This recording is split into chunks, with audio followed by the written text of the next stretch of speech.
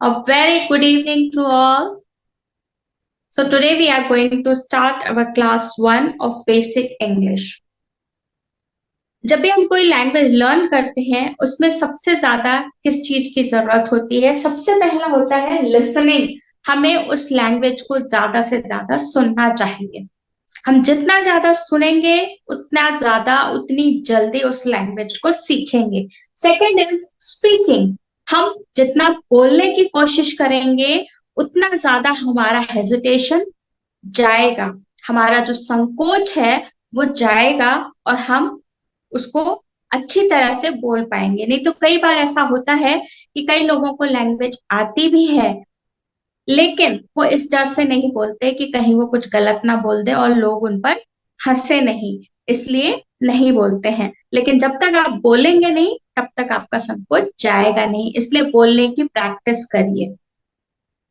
Reading reading करना बहुत जरूरी है। रीडिंग करने से आपका प्रोनाउंसिएशन सुधरेगा, आप खुद समझ पाएंगे कि आप क्या बोल रहे हैं और आपको स्पेलिंग्स बहुत अच्छी तरह से समझ आएंगी, उनका उच्चारण बहुत अच्छी तरह से समझ में आएगा। Fourth is writing. हम कोई भी भाषा सीखते हैं तो उसको लिखना भी हमें आना चाहिए, तो राइटिंग प्रैक्टिस करना भी बहुत जरूरी है। तो ये सभी जो चीजें हैं, इन सभी चीजों को यानी लिसनिंग, स्पीकिंग, रीडिंग, राइटिंग, इन चारों चीजों को आपको रोज कम से कम नहीं तो 10-10 मिनट्स देना चाहिए, देना पड़ेगा, तब आप अच्छे से सीख पाएंगे। ये मैं कह रही हूँ कम से कम 10 मिनट्स। आप इससे ज्यादा समय देंगे तो और बहुत अच्छी बात है और आप बहुत जल्दी सीख पाएंगे। Now, next we come to alphabets. So, how many alphabets are there in English? There are 26 alphabets. 26 alphabets in English. उसमें से 5 जो है A E I O U, A E I O U, ये होते हैं वॉवेल्स। जैसे हिंदी में अ आ इ ई स्वर होते हैं, वैसे ही इंग्लिश में A E I O U vowels होते हैं। बाकी उसके अलावा जो होते हैं B C D F Z तक, मतलब A E I O U को छोड़कर बाकी जितने भी लेटर्स होते हैं उन्हें हम कहते हैं consonant. Have you got it? उन्हें हम कहते हैं कॉन्सोनेंट। हिंदी में हम कहते हैं व्यंजन। क ख ग घ जो होता है उसे हम कहते हैं व्यंजन। इंग्लिश में A E I O U ये 5 वॉवेल्स होते हैं लेकिन इनके साउंड्स बहुत होते हैं। मतलब एक ए का साउंड ए ही नहीं होता, जैसे हिंदी में अ आ जिस तरह से होता है अ, तो आ ही उसका साउंड अ ही होता है, उसका उच्चारण अ ही होता है। उसके अलावा उसका और कोई उच्चारण नहीं होता। अगर छोटी ई है तो हम उसे छोटी ई ही उच्चारण कर उसका करेंगे, लेकिन इंग्लिश में एक अक्षर के कई उच्चारण होते हैं। इसी तरह A E I O U जो 5 वॉवेल्स होते हैं, इसके 19 साउंड्स होते हैं। 19 साउंड्स होते हैं। और जो कॉन्सोनेंट है यानी जो बाकी 5 के अलावा जो बाकी जो 21 लेटर्स होते हैं, जो कॉन्सोनेंट होते हैं, उनके 25 साउंड्स होते हैं। यानी टोटल वॉवेल्स और कॉन्सोनेंट दोनों के मिला के 44 साउंड्स होते हैं। जैसे ए है, ए का साउंड हमेशा ए अ या ए ही नहीं, मतलब एक ही नहीं होता, उसका अलग अलग साउंड होता है। ए का साउंड जैसे CAR कार, कार में आ साउंड हो रहा है। CAT कैट में ए साउंड हो रहा है। इसी तरह HOT hot, COLD cold, hot, hot में ओ का उच्चारण क्या हुआ? ओ। और कोल्ड में ओ। वैसे ही BUT बट, उसमें यू का उच्चारण अ। और PUT पुट, उसमें यू का उच्चारण उ। तो इस तरह से हर लेटर के कई कई साउंड्स होते हैं इंग्लिश में। एक लेटर का एक ही साउंड नहीं होता है। इस बात को ध्यान रखिए। ये आप जैसे जैसे पढ़ेंगे, जितना ज्यादा आप पढ़ेंगे उतना ज्यादा आपको साउंड समझ में आएंगे, आपको स्पेलिंग्स भी समझ में आएंगी, क्योंकि यहाँ पर आपने जो उच्चारण किया आपको वैसा ही लिखना होता है, ऐसा जरूरी नहीं है। जैसे इंग्लिश हिंदी में हम बोलते हैं, अगर छोटी ही बोल रहे हैं तो हम छोटी ही लगाएंगे, लेकिन इंग्लिश में ऐसा नहीं है। जरूरी नहीं है कि उसका जिस तरह से उच्चारण हो उसी तरह से उसकी स्पेलिंग हो, वहां पर उसकी स्पेलिंग अलग हो सकती है। तो इसलिए आप जितना पढ़ेंगे, जितना रीड करेंगे, जितना बोलेंगे, उतना ज्यादा आपको ये सब समझ में आएगा। सब कुछ प्रैक्टिस पर डिपेंड करता है। आप जितना आप प्रैक्टिस करोगे उतनी अच्छी तरह से आप समझ पाओगे। तो यहाँ पर ये जो अल्फाबेट्स है, ये इनको हम लेटर्स भी बोलते हैं। ग्रुप ऑफ लेटर्स जब एक सही तरीके से अरेंज होते हैं, स्पेसिफिक तरीके से अरेंज किए होते हैं, तो उसका एक वर्ड फॉर्म होता है। ठीक है, ग्रुप ऑफ लेटर्स का वर्ड फॉर्म होता है, एक वर्ड शब्द बनता है। और ये जो शब्द होते हैं, जब कई शब्द मिलकर एक कुछ सेंस सेंसिबल थिंग, मतलब उसका एक कुछ अर्थ निकल कर आता है। सेंटेंस क्या होता है? A group of words which makes a complete sense, मतलब ऐसे शब्दों का समूह जिससे कुछ अर्थपूर्ण निकल कर आता है, कुछ अर्थ निकल कर आता है, उसे हम सेंटेंस कहते हैं। For example, Seema sings song. Seema sings song, यहाँ पर सीमा सब्जेक्ट है, सिंग्स वर्ब है, और सॉन्ग ऑब्जेक्ट है। सीमा सब्जेक्ट है, सिंग्स वर्ब है, और सॉन्ग ऑब्जेक्ट है। ये एक सेंटेंस है, ठीक है। और इस सेंटेंस में सब्जेक्ट क्या है? सीमा। लेकिन सीमा की जगह, मतलब सीमा क्या है यहाँ पर? नाउन है, संज्ञा है। मतलब हाँ, जो कुछ भी हम बोलते हैं उनके जो पार्ट्स होते हैं उनको हम बोलते हैं पार्ट्स ऑफ स्पीच। तो इंग्लिश में जो पार्ट्स ऑफ स्पीच हैं वो है noun, pronoun, verb, adjective, adverb, preposition, conjunction, interjection, ये सब पार्ट्स ऑफ स्पीच है। लेकिन हम सभी के उसमें डीपली नहीं जाएंगे। हम जो बहुत जरूरी है उन्हें अच्छी तरह से जान लेते हैं। तो सबसे पहले है noun. Noun is the name of person, place, animal और थिंग। किसी भी व्यक्ति, वस्तु, स्थान या जानवर के नाम को हम नाउन कहते हैं। फॉर एग्जाम्पल, जैसे आशा, मेरा नाम आशा है। आशा क्या है? एक नाम है, व्यक्ति का नाम है, मेरा नाम है, तो ये नाउन है। और प्लेस, जैसे भोपाल, दिल्ली, मुंबई, कोलकाता, ये सब स्थान के नाम है।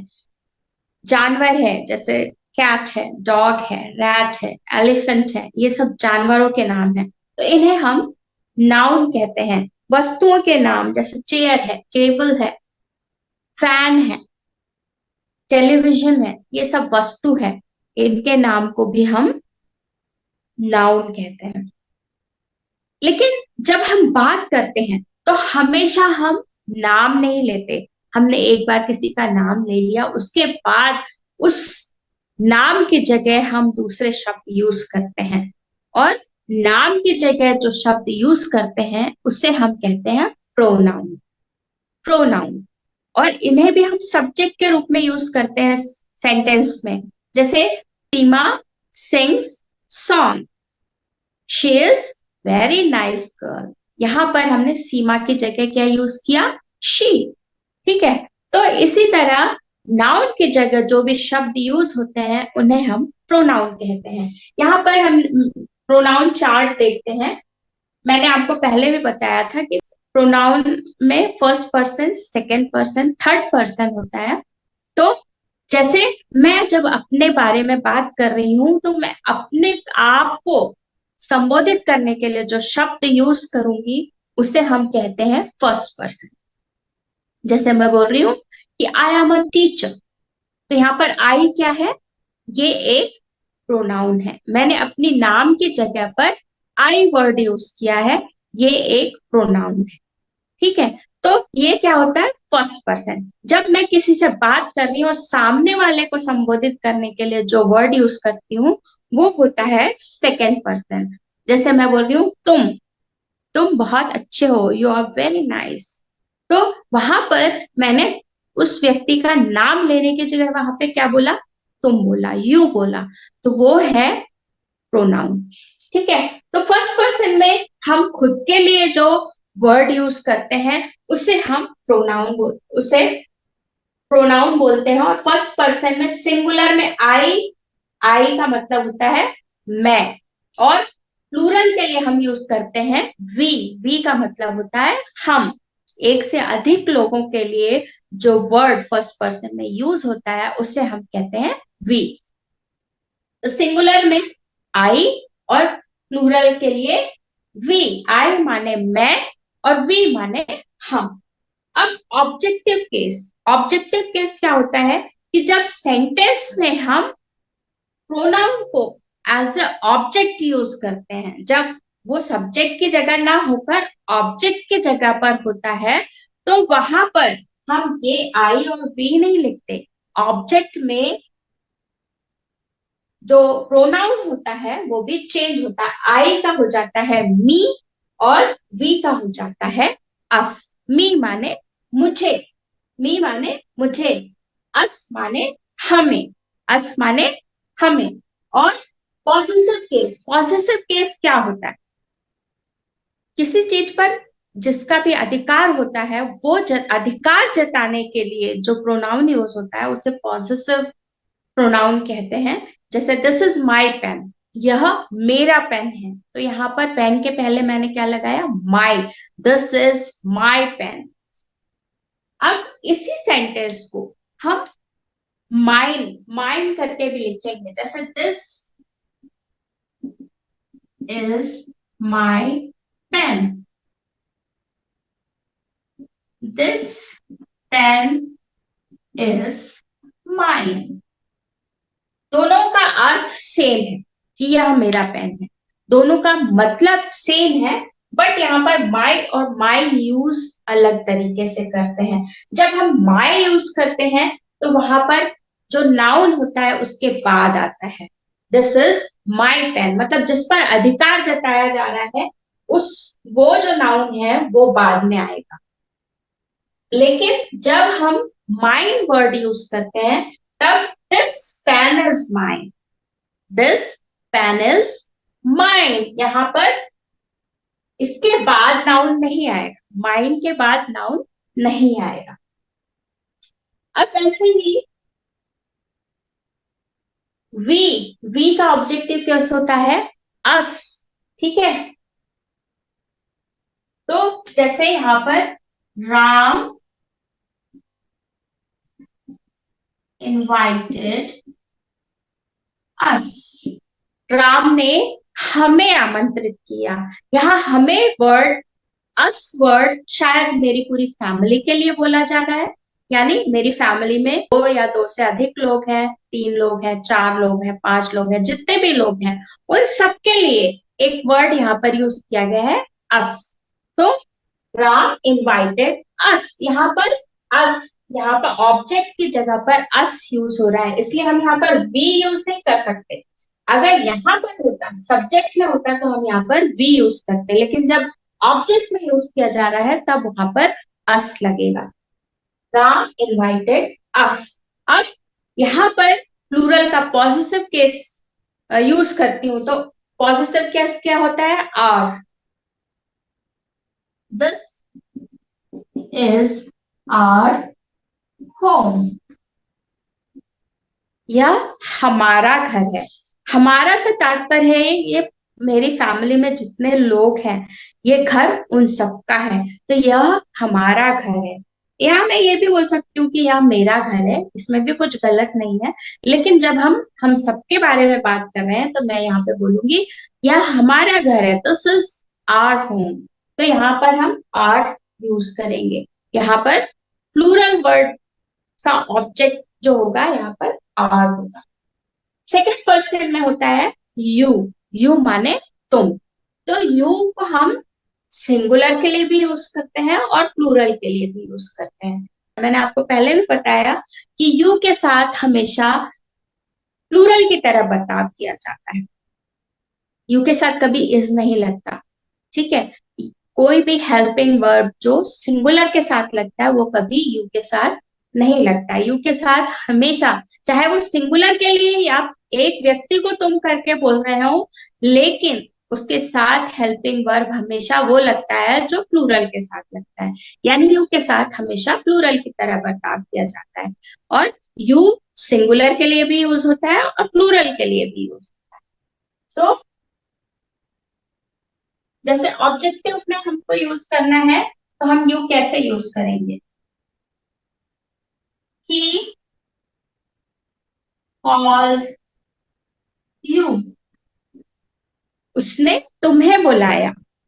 ही कॉल्ड यू, उसने तुम्हें बुलाया। तो यहाँ पर as a object you use हुआ है, ठीक है। अब यहाँ पर जब हमको योर कब यूज करते हैं? किसी का अधिकार बताने के लिए। तो यहाँ पर मैं ये कह सकती हूँ कि this is your book. This is your book, यह तुम्हारी किताब है। दिस इज योर बुक, यह तुम्हारी किताब है। तो यहाँ पर अधिकार जताने के लिए योर यूज किया गया है। अब यहीं पर हमको योर्स यूज करना है तो हम कैसे करेंगे? This book is yours. This book is yours, यह तुम्हारी किताब है। This book is yours. अब यहाँ पे थर्ड पर्सन, थर्ड पर्सन में हम यूज करते हैं ही, शी, इट, किसी का नाम। और प्लूरल के लिए हम दे यूज करते हैं।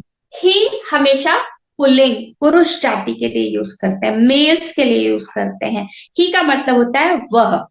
और शी का मतलब भी वह होता है, इट का मतलब भी वह होता है। लेकिन शी हम स्त्री जाति के लिए यूज करते हैं, फीमेल्स के लिए यूज करते हैं। इट हम जानवरों के लिए या फिर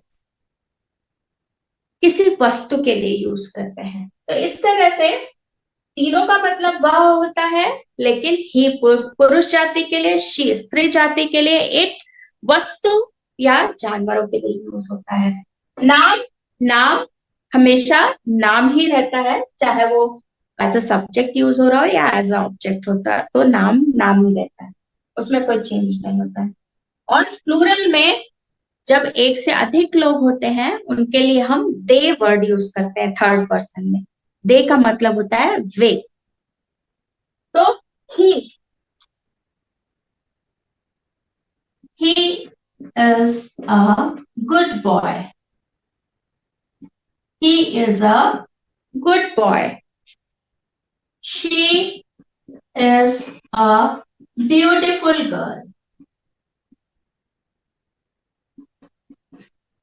she is a beautiful girl.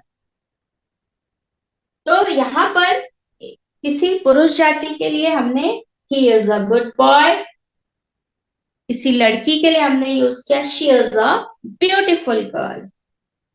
यहाँ पर जैसे दिस इज माई पेन, तो यहाँ पर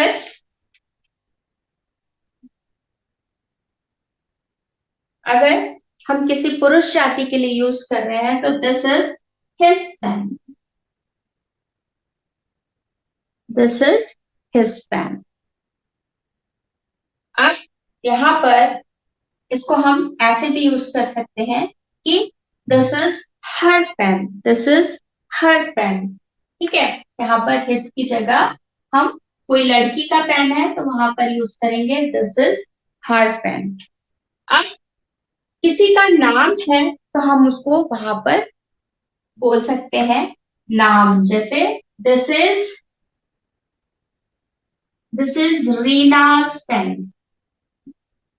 दिस इज रीनाज पेन। तो हम रीनाज लिखेंगे वहां पर, जिसका भी नाम है उस नाम के साथ यहाँ पर एपोस्ट्रोफी, इसको बोलते हैं एपोस्ट्रोफी और फिर एस।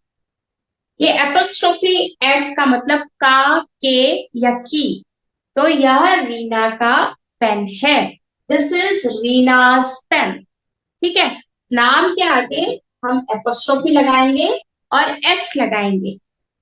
ये पॉजिटिव केस में, मतलब जहां पर अधिकार जताना, किसी चीज पर अधिकार जताने के लिए अगर हम नाम, किसी व्यक्ति का नाम ले रहे हैं, तो उस नाम के आगे एपोस्ट्रोफी लगेगा और एस लगेगा। This is Reena's pen.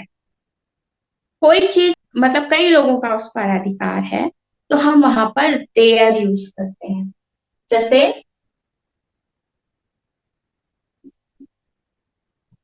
This cricket kit is theirs, या this is their cricket kit.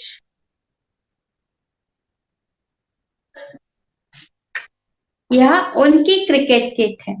या तो यहाँ पर, या मान लो किसी टीम की है, मद्रास की क्रिकेट टीम है या कोलकाता की क्रिकेट टीम है, तो हम यहाँ पे बोल रहे हैं this cricket kit is theirs, यह उनकी क्रिकेट किट है।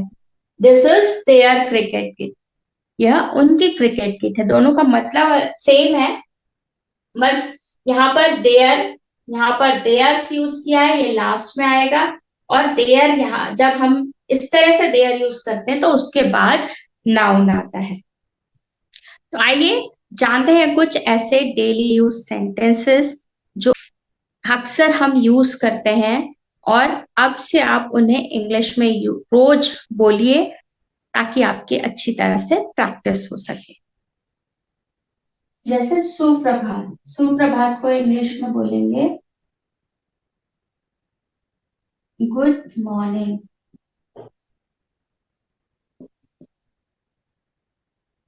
ऐसे ही जब हम दोपहर में बोलते हैं तो उसे हम बोलते हैं गुड आफ्टरनून।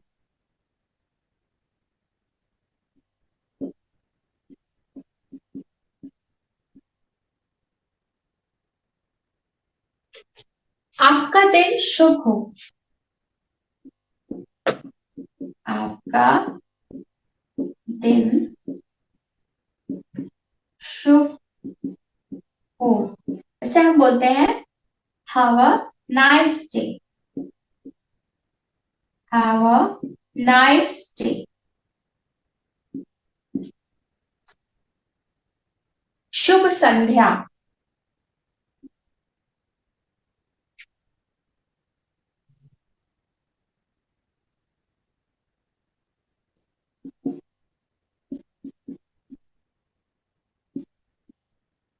इसे हम बोलते हैं good evening.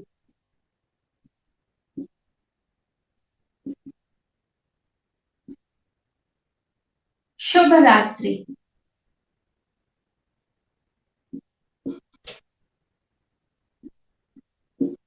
Good night.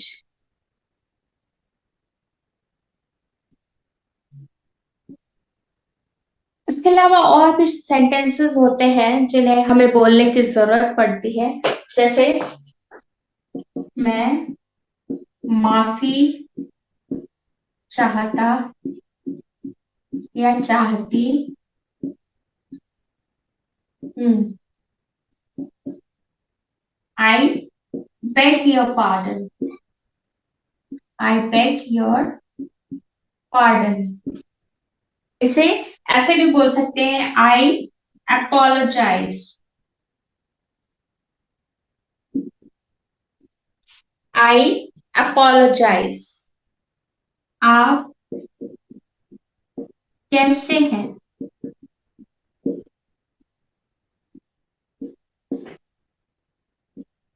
How are you,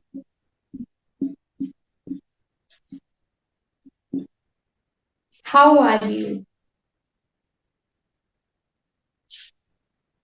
मैं ठीक हूँ,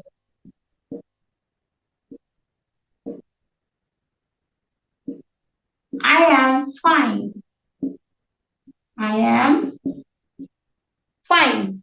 मैं ठीक हूँ, आई एम फाइन। आप क्या कर रहे हैं? आप क्या कर रहे हैं? What are you doing?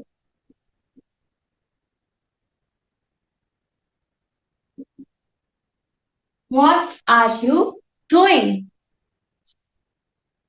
यहाँ रुको।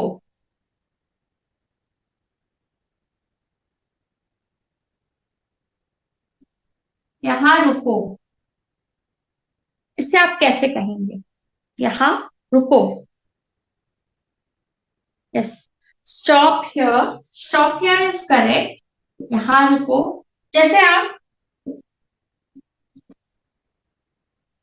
कहीं जा रहे हैं, चलते चलते आप बोल रहे हो यहाँ रुको, तो स्टॉप हियर। ठीक है, कुछ काम कर रहे हैं, आप उसको रोकने के लिए बोल रहे हो स्टॉप, रुको। अगर आप किसी को ठहरने के लिए बोल रहे हो, मान लो आपके घर में कोई आया है, आप उसको बोल रहे हो कि रुको यहाँ घर में, मेरे घर रुको, तो उसके लिए आप स्टॉप हियर नहीं बोलोगे, उसके लिए आप क्या बोलोगे कि stay here. Stay here. Stay here. यहाँ पर हम ठहरने के लिए क्या यूज करेंगे? Stay here. दोनों का अर्थ सेम है, यहाँ रुको, लेकिन दोनों का सेंस अलग है, मतलब अलग है, दोनों बात को कहने का मतलब अलग है। तो इस चीज का आप ध्यान रखें। हिंदी में हम यहाँ रुको, यहीं रुको बोलते हैं, लेकिन इंग्लिश में दोनों के अर्थ अलग हो जाते हैं और शब्द बदल जाते हैं। तो यहाँ रुको अगर चलते चलते रुकने के लिए बोल रहे हो, या कोई काम हो रहा है उसमें रुकने के लिए बोल रहे हो, तो वहां आप बोल सकते हो स्टॉप हियर। लेकिन आप किसी को अपने घर में ठहरने के लिए बोल रहे हो, तो वहां पर आप बोलोगे स्टे हियर, यहाँ रुको, stay here. Have you all understood? Okay. So ये जो सारे सेंटेंसेस है, ये आपको बहुत अच्छी तरह से कई बार रीड करना है और लर्न करना है और प्रैक्टिस करना है। ये मैं आपसे पूछूंगी, आपको बहुत बेझिझक बोलना आना चाहिए। ठीक है, इसके अलावा हम और भी बहुत कुछ, इसके बाद हम टेंस भी सीखेंगे। ये अभी शुरुआत है, तो मैंने आपको ये इजी कुछ सेंटेंसेस बताए हैं, ये आपको बहुत अच्छी तरह से प्रैक्टिस करना है।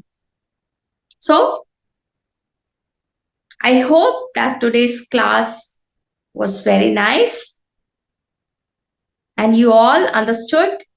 So that's all for today. Bye bye.